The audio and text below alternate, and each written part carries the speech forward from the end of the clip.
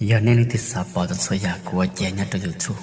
nên chủ tao nè học cá mẹ ở một khoản để liên xuống được nó thế tao nè tao đã lúc trước số giờ của đã chỉ chia cho trong YouTube thì chính tổng tôi đâu có thể là yêu tụi bỏ vấn đề số lên số tụi hấp thụ 100 năm hồn quang trước rồi tới 1000 năm hồn quang. Wow, đây là hồn quang 10 vạn năm. Không biết sẽ là kỹ năng gì đây. Hấp thụ đã rồi tính. Hồn quang 10 vạn năm quả nhiên có tới 2 hồn kỹ, làm gần bá dương thương. Hồn kỹ thứ hai, làm gần tù lung.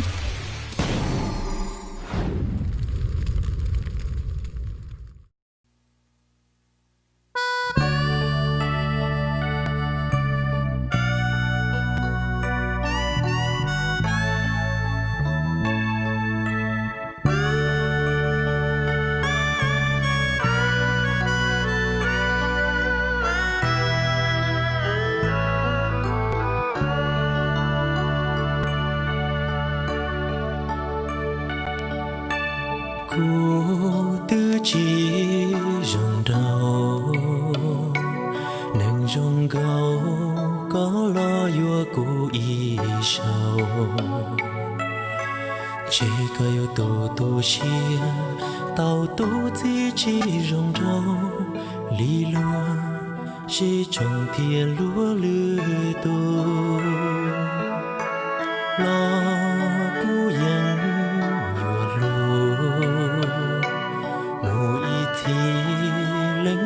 có ta tu sĩ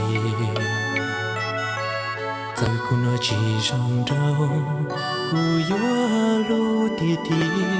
của châu đâu có trên một chia lu từ tia lu nó yêu trong đâu cha cô lo có từ chín chia sâu thời tia cũ nó yêu đã tua sư lo có trên ua lù xìa rong lu cô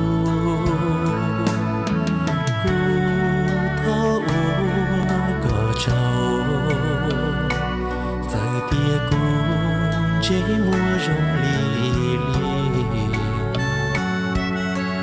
lo trên mùa lù xìa lo lúa cũ bỏ nia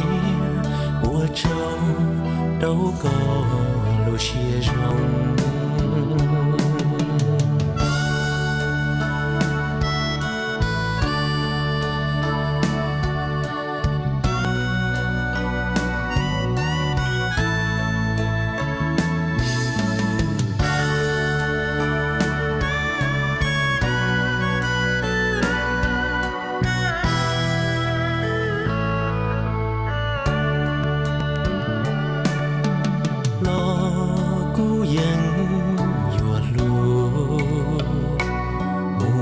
thì lính mua có ta tu sĩ tại cô là chỉ trong